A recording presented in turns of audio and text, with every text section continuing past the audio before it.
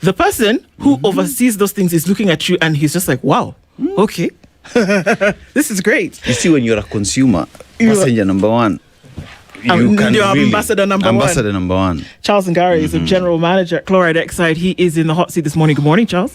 Good morning. Karibu sana. Asante. This guy did the business. What an introduction. I'm telling you. I don't know why I'm here. Yeah? I think he's done it all. Asante, Dennis. Karibu sana. He has been. And we're going to be talking about the right battery for your car this morning because, my goodness, clearly there's a lot to learn. And so we'll get into that this morning. Karibu sana to the hot seat of the Situation Room. What will you normally do to welcome those who sit in the hot seat is that we give them a proverb. You thought that we were coming to, now we're giving you the work to do. Kazi, my friend. So we go around the African continent every week. We come back from a different country and we come back with their proverbs. We'd like to get you to interpret that. Dennis is going to share. We are in Guinea-Bissau. All right. The people of Guinea-Bissau are called Guineans of Bissau, not Guinea-Bissauans, because Kenyans would think because you're from Kenya and you're a Kenyan, people from Guinea-Bissau are not Guinea-Bissauans. But the proverb we get today, the drum sounds loudest to the one who carries it. How would you interpret it? Drum sounds loudest to the person who carries it. Yep. I would interpret it to mean that when you're passing a message, at times you may think that everyone has understood, but they've not understood. Yeah, you've got to go and get them to align with you, to listen better. Yeah. Well said. Fantastic. If you want the message, you go to the source. Direct. If you want power, you go to power people. Karibu sana, Eric. Asante. Charles. Okay, so Karibu sana, thank you for coming. Look, so let's talk about it. First of all, so what exactly do you do? And let's talk about battery. We're talking about power, but exactly what do you do? All right. Thanks. My name is Charles Ngare. I lead the team at Chloride Exide. I'm the general manager. I've been doing this. I've been in the trade for about, in practice for about 17 years, 10 of which have been with Chloride Exide. So I would consider myself a subject matter expert when it comes to matters batteries. I am a believer that you should know your merchandise. Yeah. So if you're selling batteries, you need to have an interest in batteries. If you're selling anything else, you need to have an interest in it. So I'm a lover of cars, an enthusiast, keen on having conversations on batteries, and that's why I'm here. Chloride Exide, maybe I can just say something about it. Like Dennis said, we've been here since 1963. Every year the country turns a year older. We also turn a year older. So we've been doing this for quite a long time.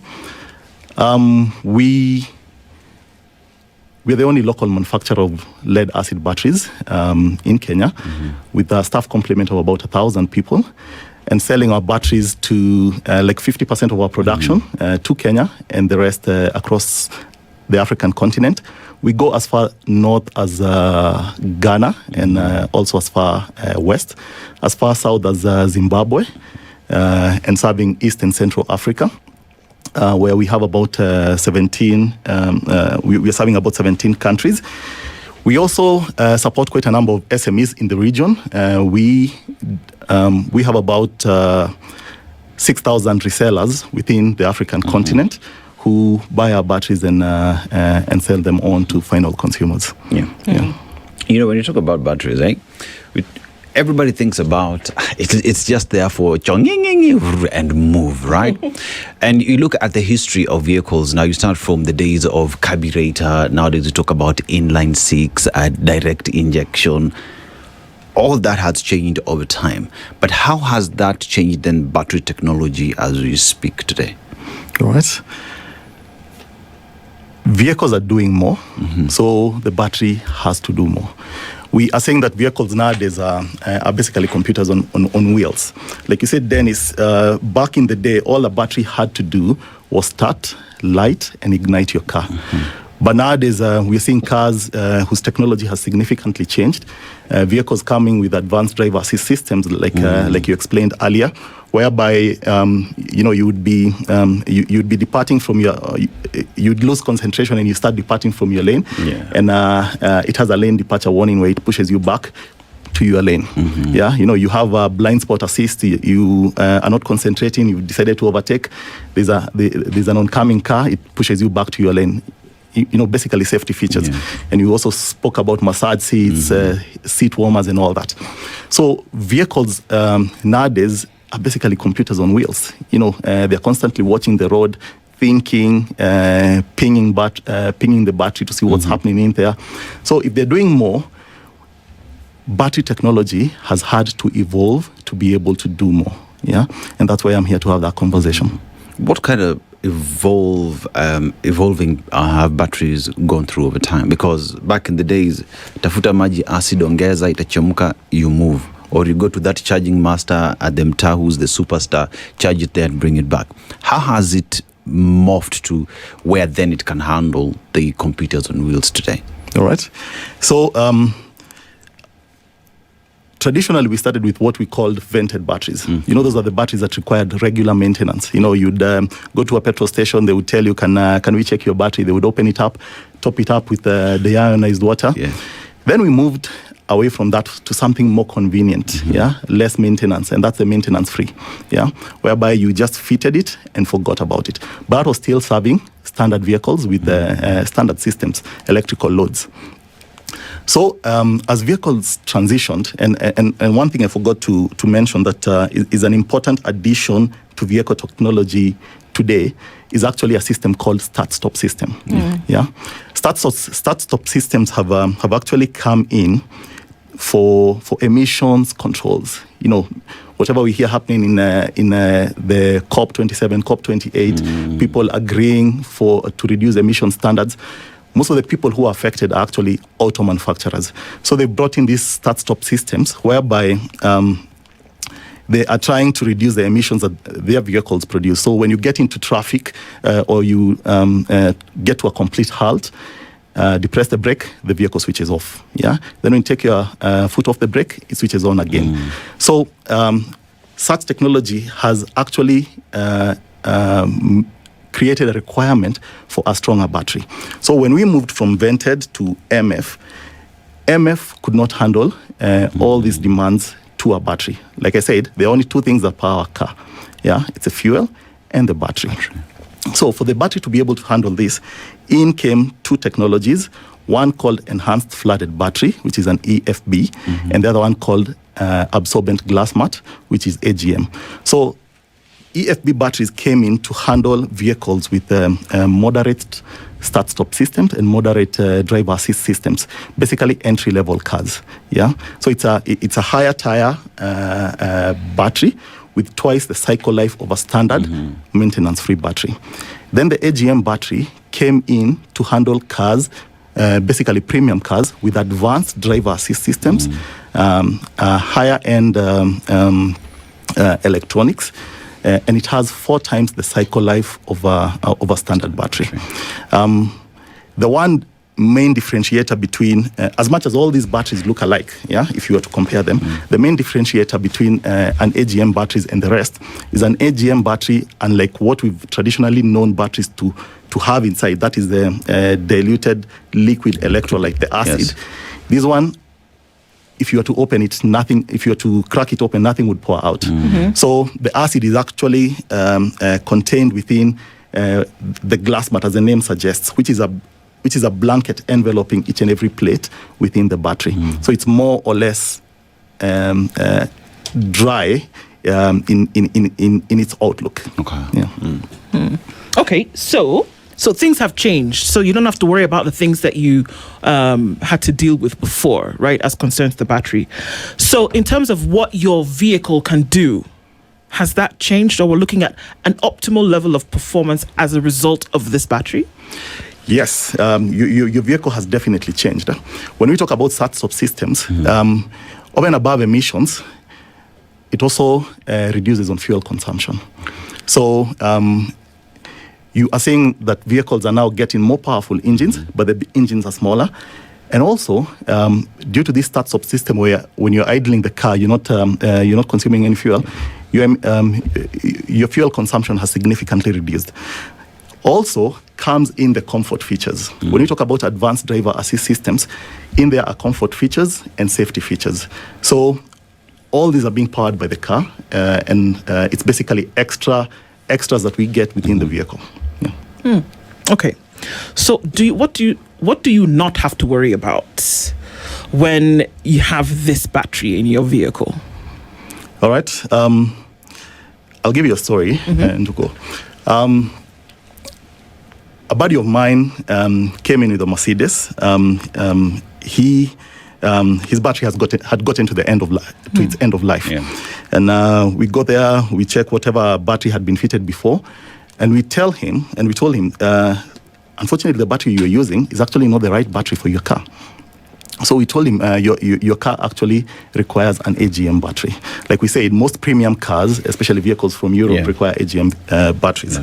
When we fitted in the right battery, he called me in the evening and told me, oh my God, I've just realized my car has features I did not know it has.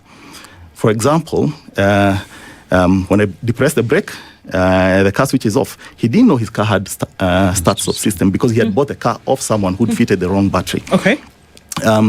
His sunroof, which he had gotten various mechanics to try and fix, automatically started working. What normally happens is that if you fit the wrong battery, at times the car may work. The car may work. It will start. It will ignite. It will light. Basically the basic systems of a battery. But there are certain advanced systems that are going to be switched off by this car. Yeah, because it's constantly. Most of these cars nowadays have a battery management system that is constantly pinging the battery, and if it says that you fit in the wrong battery, it deactivates most of these comfort and safety features. So, Nduko, that's what would go wrong. Yeah. I mean, when you talk about these premium vehicles that we talk about today, with all the safety features, so eyesight technology that looks at in terms of collision, you equally have to look at the performance because, hey, I'm spinning a 4 liter, I must perform. I must get in Mombasa to Mombasa in 4 hours. Where? NTSA, please, msimpigie simu.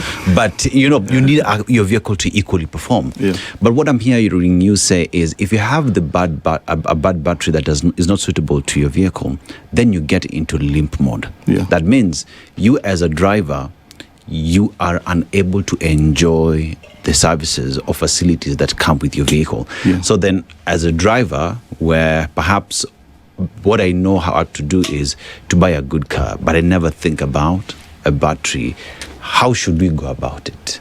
How would I tell that, hey, battery nimekuja nayo ni akadudu? All right. That's why we're having this conversation. Yeah.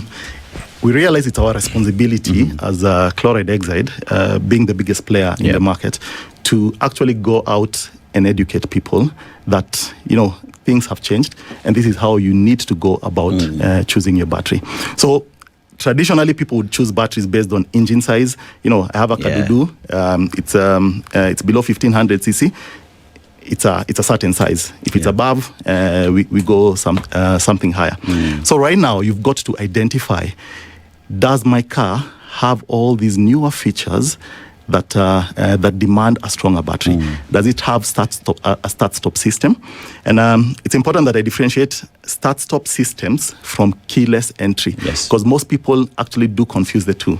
So start-stop system is what I described before. You're already in motion. You're already in motion. You depress the brake without turning off the key, it goes off. Keyless entry, which is normally a button written start-stop on the dashboard, is basically just kibonyezo. It's keyless ignition, basically. Yeah. So if your car has start-stop systems, and you can see that it's much more advanced, it's like a computer on wheels, then ideally a standard battery cannot work. And if you fit in a standard battery, there are quite a number of things that could go wrong. We spoke about the guy whose start-stop system was not working, so he wasn't saving fuel.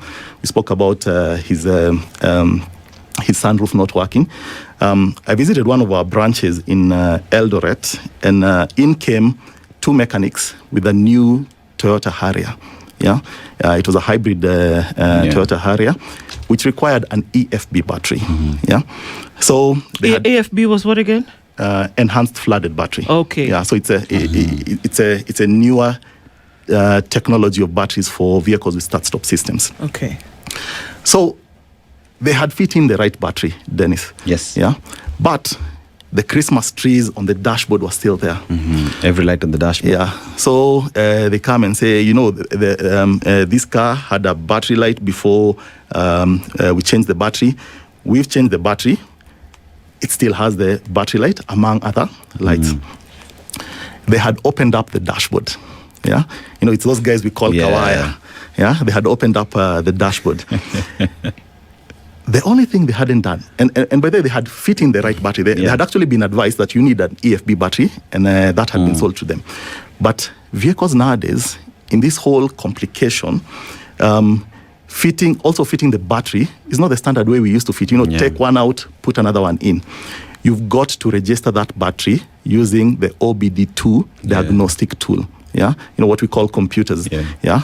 So that's the only thing they hadn't done. Yeah. So when the battery management system that I was talking about was pinging this battery, it could tell that this battery seems to be different from what was there before. Yeah. Most people ask me, if it's a computer, shouldn't it be intelligent enough to know that this is a new battery that has been fit in, and hence I should clear out all these lights and reprogram myself to that. But remember, these are softwares that are communicating. Yeah. As a battery gets to end of life, it has less. It stores less energy because there's lots of resistance in there. So it. As that battery management system, which is a computer, constantly pings that battery, it actually reduces the performance of your electrical loads in the car to match the capacity of that older battery. And one way to verify is if you have a higher end car, when you have a new battery, you can go park and chill and listen to music for like 4 hours. And it won't die on you. As it gets older, these newer cars reduce that time you're listening to music. It reduces to 2 hours, reduces to 1 hour, reduces to 30 minutes. Reduces to I can't play. Yeah, reduces to I can't play. If you see that happening, just know your battery is almost getting to end of life. So when you fit a new battery, the reason you have to register, you have to tell it, now reset all these electronics because I have a new battery that is capable of handling what you've got. That goes to show that buying a battery today is not like walking at a supermarket and picking it and just go. That means even now that we're talking about dial-up battery is because whoever is coming in, first of all, would be able to advise you if you're having the correct battery. And when it is setting up in terms of scanning OBD tool, they are able to do that and assure you that you are good to go. Yeah. That is a facility that you have. And how has that then become a change maker in the industry? So we've got to be the experts in town. Yeah, we have about 74% market share. Yeah, and we thank people that they've trusted us over time. Most of our batteries, they are batteries that probably you've observed your dad use, change in his car. So as a change maker, if you're an expert in town, you've got to have the tools. You've got to come to a conversation like this and tell people, this is what you need to look out for. This is how things are changing. This is how we need to do things differently. So it's basically to build confidence to people that as much as, yes, there is complications in the way in which batteries need to be changed, it is still doable. There is someone who can come and sort you out, and that's where dial-up battery comes in.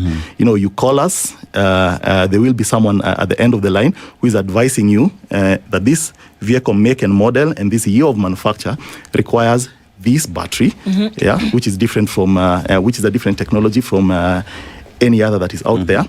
Yes, it may be slightly expensive, but the value, our value proposition is, what we said before. An EFB battery will last you twice as long, but we're not going to charge you twice as much. An AGM battery is going to last you 4 times longer than a standard battery, but we're not going to charge you 4 times as much. Yeah. So that kind of expertise and will build trust to people that we actually know what you're doing, and the battery that we give you will actually do work for you. So,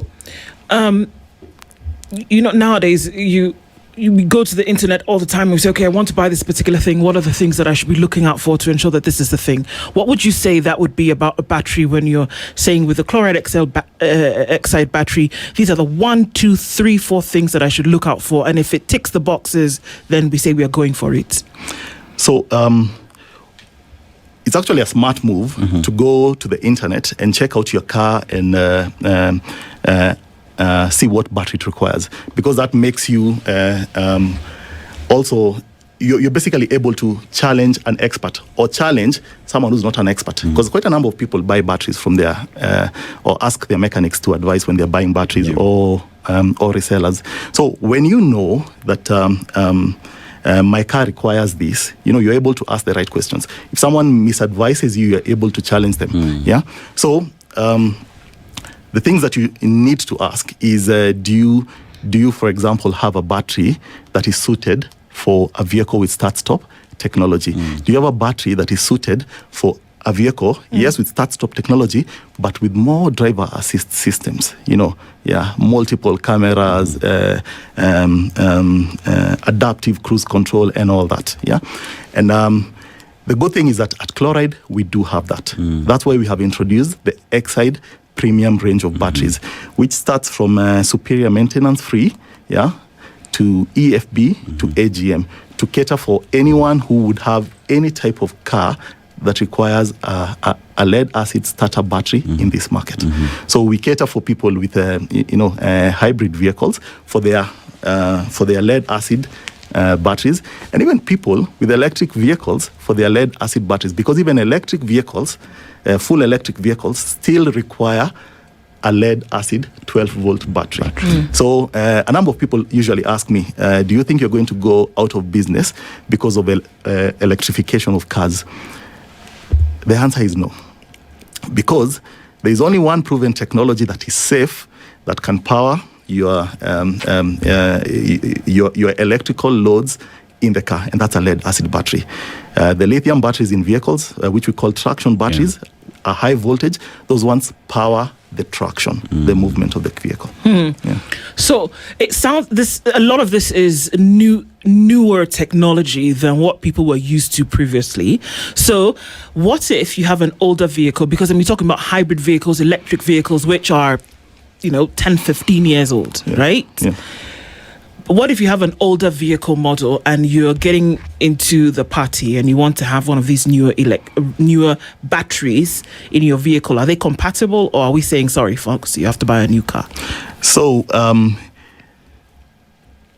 how I would put it, if you have an older vehicle, we have batteries for that vehicle, which are the standard batteries, and those are the ones we would recommend. However, there are people who normally say, I consider myself middle class, upper class. I have an older car, but I want a battery that lasts longer. Within the Exide stable, we have what we call the Exide Superior Maintenance Free Battery. It's a class above the standard maintenance free battery, and it also comes in with whereas for the standard batteries we're giving you 12 months warranty, this one comes with 18 months warranty. It has better, its build quality is suited better for, deeper use. People who've fitted in infotainment systems. Yes, you have an older car, but you've put in a screen, a Tesla screen, among other things. So there's a battery that would be able to give you longer life when your loads are also higher. We talk about start-stop braking system and how those are critical in modern day movement, pretty much, of motor vehicles. But then again, there is the aspect where today I've gone to buy a battery. Chloride Exide is my brand, but then again, it's a point of contention in terms of fakes that are also in the market. So I want to verify that this is a true battery, because I also don't want to waste my time with the battery that is not working. So perhaps security features then that every other motorist out there can just look at, if it's scanning QR code. How do we go about that so that I'm sure I am not buying fakes? in the market?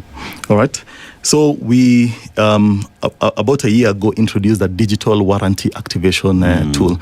In the past, if you bought our battery, you'd get a card, that tells you have 12 months warranty, 18 months warranty. But now we've introduced a digital warranty activation tool, whereby there is a QR code and a USSD for people without smartphones. You can scan the QR code, the battery serial number is going to appear there, and you register your details, and that tells you of the authenticity of the battery. We also only sell our batteries through authorized dealers across the country. So you are able to verify that someone is an authorized dealer.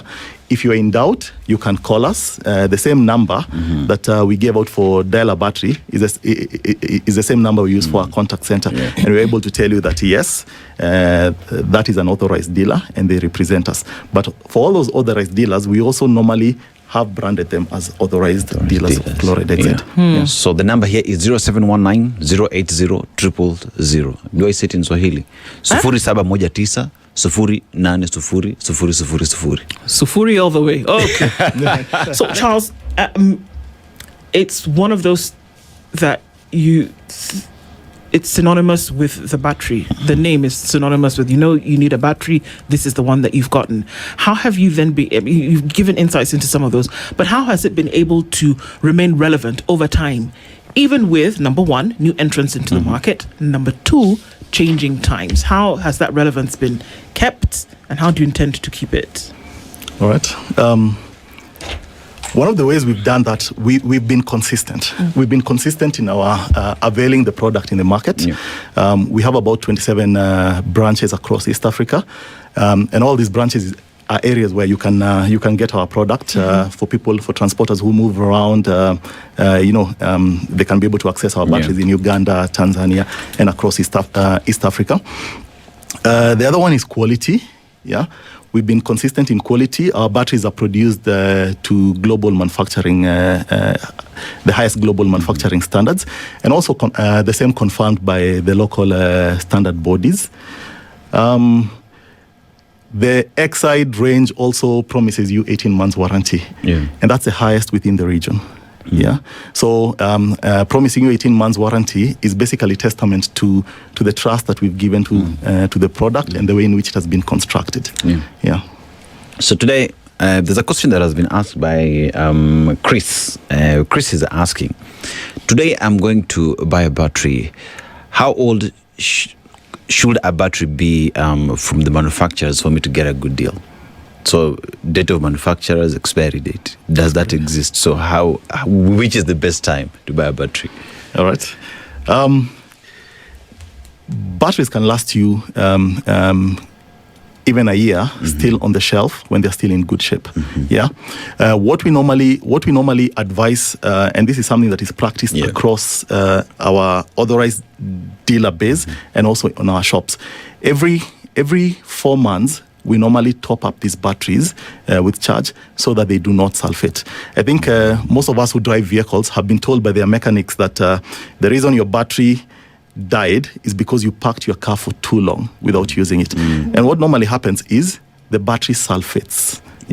So even when a battery is on the shelf, it can sulfate because all battery types, even lithium batteries, have something we call self-discharge. So to prevent that, every 4 months we normally top up. So I would encourage him to buy a battery as long as it's within 1 year from the date of manufacturing. 1 year from the date of manufacturing. And you've brought in something that is critical, where you find someone traveled outside the country, no longer using the car, and there is no one to start it. But in other jurisdictions as well, so if I know in her LX570, there is something called a trickle charger, that you then just connect it to the battery, so that when you're away, at least it keeps on moving. So I mean, this is information that many out here do not know, because I know of someone who has parked their vehicle for close to 5 years now. Close to 5 years, and as much as it's chonging asubuhi so that it warms up, right? At the end of the day, it would not perform to its full capacity because the vehicle is just stationary. So in terms of this information out there on even taking care of our batteries, right? Do you reckon Kenyans, know how to take care of our batteries as consumers? Ama tunangojanga siku ya service. I think batteries are the most ignored element in a vehicle. Yeah. I'm actually surprised that you're talking about a trickle charger. Not very many people know about trickle chargers. We have car yards that have vehicles that stay in car yards for a very long time. But they've never heard about a trickle charger. Yeah, but I think as Kenyans, the reason the trickle charger technology has not caught on, it's because you require to connect a trickle charger to an electrical socket. Yes. And most Kenyans do not have garages. But see, you tell us what a trickle charger is in the first place. How much Then are you we saying? can move. So a trickle charger, it's a simple device that actually looks like a phone charger that you connect to an electrical socket, and you connect its clips onto the terminals of the battery. So it basically maintains the battery at it's constantly tricking charge into the battery to maintain it at full charge, so that it doesn't sulfate. Yeah. Okay, carry on. Yeah. So like your buddy who you're saying has parked his car for 5 years. The reality is that constantly switching it on probably every morning to idle, warm up, will probably just maybe sort out the engine, not to have sludge and all that, but it won't do anything to the battery. Because for a battery to charge and for an alternator to work effectively, they start working at a rev, when the rev counter gets to about 2,000 RPM. So on idling, it doesn't work. The other thing that most people do is that they say if you're traveling for long, disconnect your terminals. From the battery. However, all batteries, like I said, have something we call self-discharge, be it lithium, be it lead acid. So disconnecting still does not protect the battery from sulfating. Yeah, you would require a trickle charger. Yeah. Yeah. You know, there are times when someone goes to a garage and you look at the battery and it looks like it was having a shower in a river. It just turned white at the terminals, you know. And the most a mechanic does is take that pliers, hit the terminals, clean it up, connect, and go. It's starting again, yeah.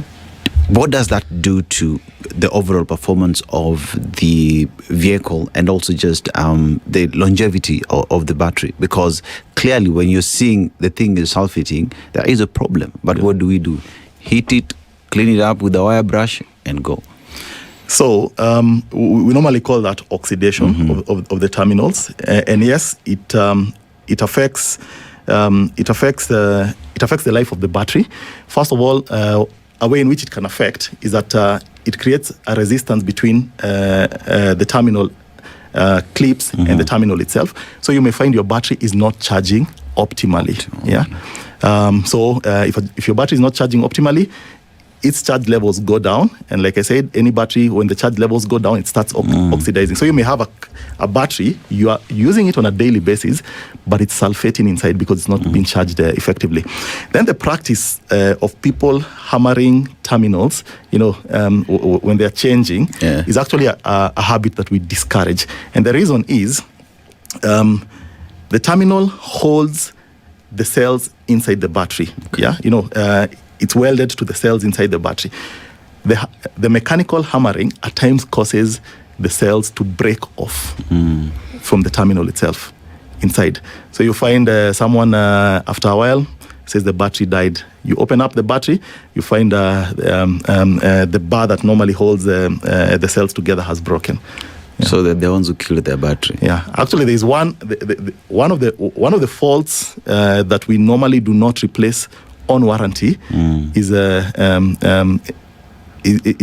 mechanical damage of the battery cells. And that's caused by this thing that you speak of. The hammering. Yeah. And then how come it works? I mean, we hammer everything all the time. The remote is not working, bang it on the table a couple of times. The battery is not moving, it's cold in the morning. Somebody comes with the pliers, bang, bang the thing, and it works. At times you get away with it. Yeah. But at times you hammer it so hard you do not get away with it. Yeah.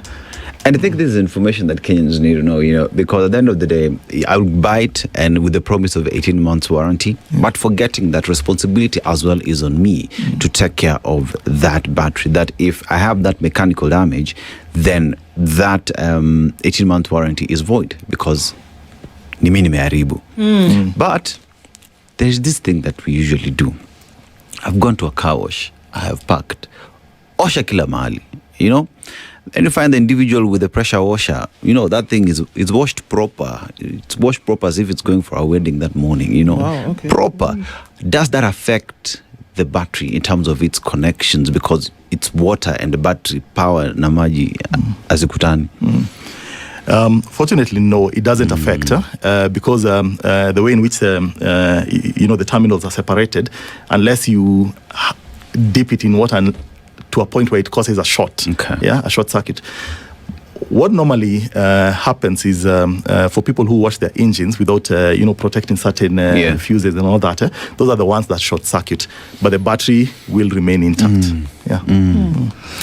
So let's look at, because we can have this conversation, but let's look at common things that are done every day.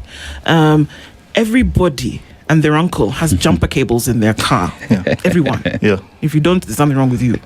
What does because you're not jump starting your car, you're jump starting your battery. What does that do to the life of a battery? And is it okay for us to continue doing this thing? Different people say different things about it or interpret it differently. For a company that sells battery, I would say do not jump start. Go and buy a new battery. However, you will never leave someone who's stranded on the road, or your neighbor who's stranded and wants you to jumpstart them. Maybe they just want to be jumpstarted that day and they go and buy a battery.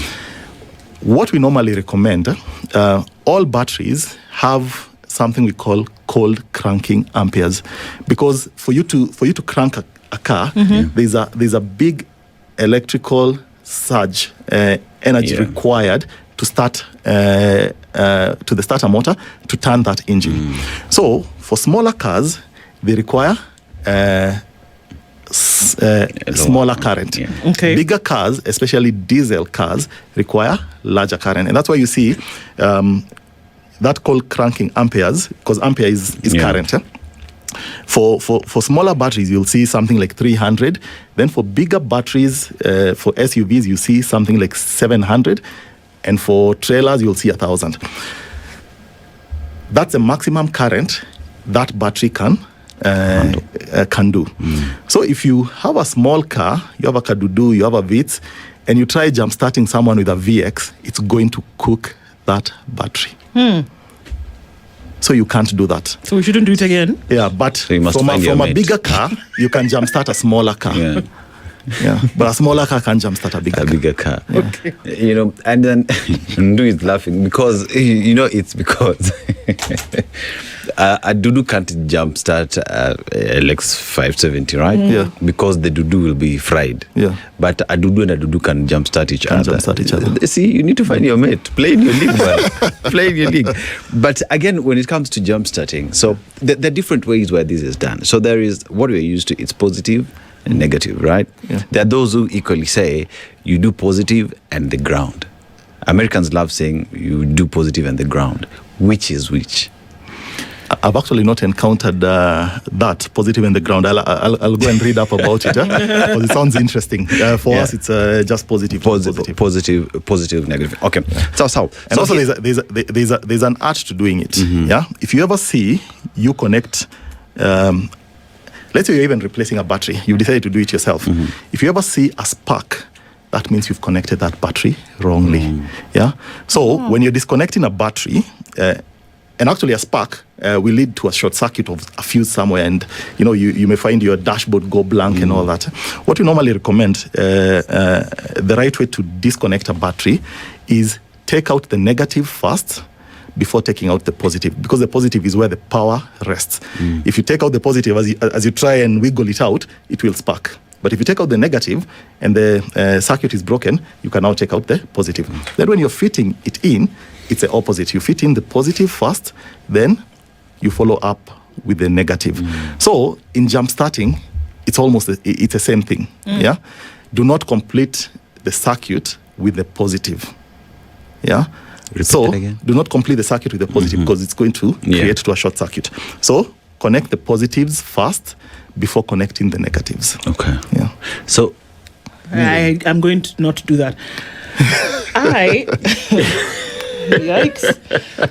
So when a battery is gone, it's say batteries died, you've left the light on, the way currently you've left the light on, or maybe you've left the radio playing for whatever reason, drains. Yeah.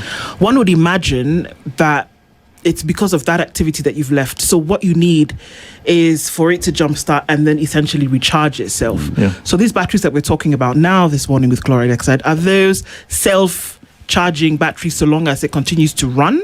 Or are we saying that it's going to run for its life and then when it's done, it's done? So you're right. Huh?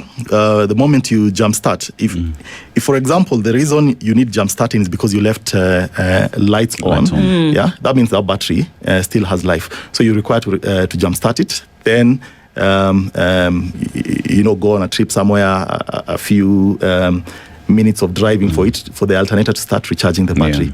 Yeah. Sorry, I have missed your question. What was the second part? So is it not okay that you can just jumpstart and then it continues to recharge itself? And are these batteries that we're talking about today the ones that will be in recharge mode so long as the thing is moving and you don't do the thing where you leave the radio on or the lights on? Yeah. So yes, the moment you jumpstart, the alternator will pick up as long as you're using the car and it's going to recharge. Now the batteries we're talking about today, the Exide range of batteries, especially the technology EFB and AGM, since they've been designed for vehicles with start-stop technology where that battery is constantly being used even when the car is not charging. Like in start-stop, for start-stop technology, the moment the car switches itself off in traffic, it does not switch off for you. Your AC, your radio, all those continue running. So the state of charge for that battery actually goes lower than a typical battery whose engine is still running would get to.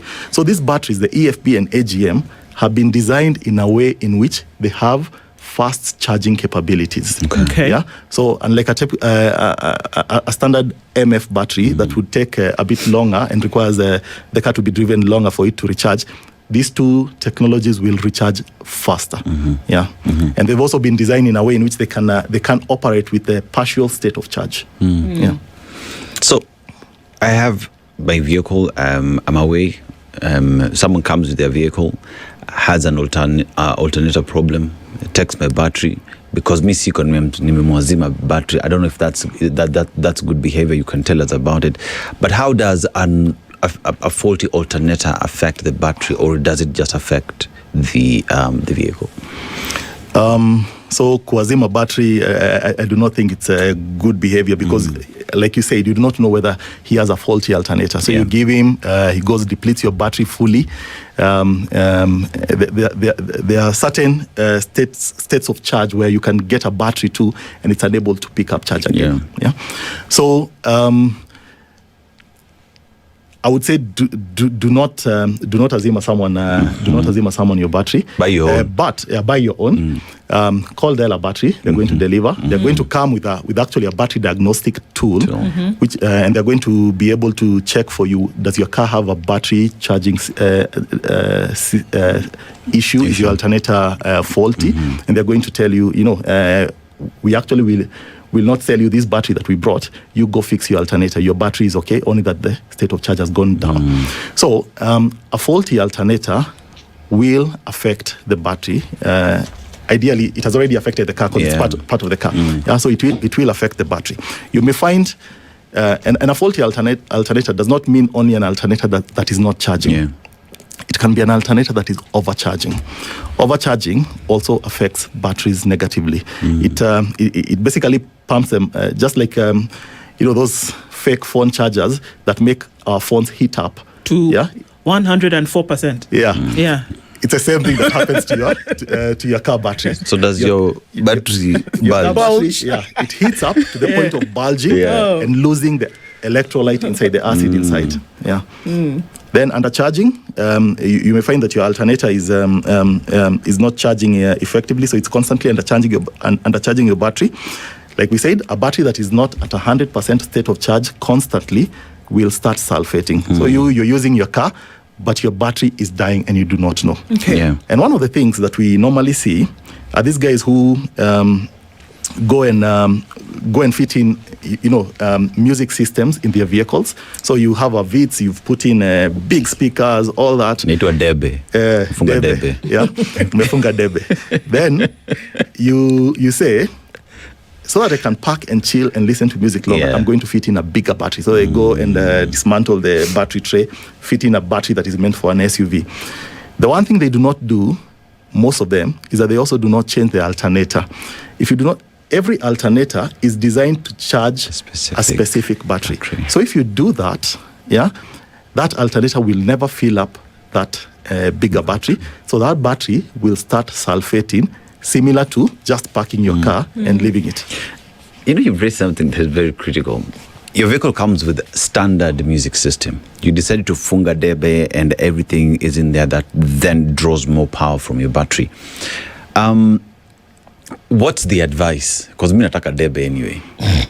How do you go about it? So is it a point where then if I'm buying a new battery and umekuja umepata niko na debe, then the advice would be perhaps for you to get maximum performance, you need to change your alternator to compensate for what it is you're losing because of the debe that you have. Yeah. So if you are upgrading your music system, you're basically modifying your car. Those are mods. Yes. Yeah? So if you're doing mods, do mods for everything, even the power systems of the car, which is the alternator. Yeah. Improve it to be able to offer a charging current that is going to match this new battery that you want to fit in. Okay. So, last one. How do you know when it's time to call 1-800 dial a battery? How do you know when it's time to dial the battery for you to get a new one? What are the signs or symptoms of its time? Unfortunately for older cars, most of the times it's died on you. You're in charge. You got there. When you leave, it won't switch on. And it's raining. Yeah. However, for modern cars, there are signs and symptoms. For example, a car with start-stop technology, the battery, most of them come fitted with a battery management system. And this battery management system, like I said, is constantly pinging this battery. So it's able to tell you the state of health and the state of charge. When the state of health gets to a low percentage, something like 50%, it's time for you to change your battery. Because it will also restrict some of the things that you were previously enjoying in this car. Yeah. So those are some of the symptoms that you'd look at. It's reduced the time it gives you for listening to music. Yeah, my number support is gone. Yeah, you'll notice some of these things you're not there. Yeah. The moment you start noticing some of the vehicle electronics have started misbehaving, get someone to test the battery for you. Okay. Yeah. And we actually do free battery testing across all our branches in the country. So you can always pull up into a chloride exide outlet. We are going to service the battery for you. We are going to tell you whether your charging system is working okay. And it's all done for free. Fantastic. Yeah. What's that number again that we can call? 0719 080 000. Fantastic. Yeah. Charles Ngare is the General Manager, Chloride Exide, has been with us this morning, just going through a lot of these things, refreshing our memory, or refreshing our minds about what we can do to power up our journey. Thank you for being here this morning. Asante sana. Good morning, everybody, and thank you for being in the Situation Room. Is the Situation Room the only way to start your day?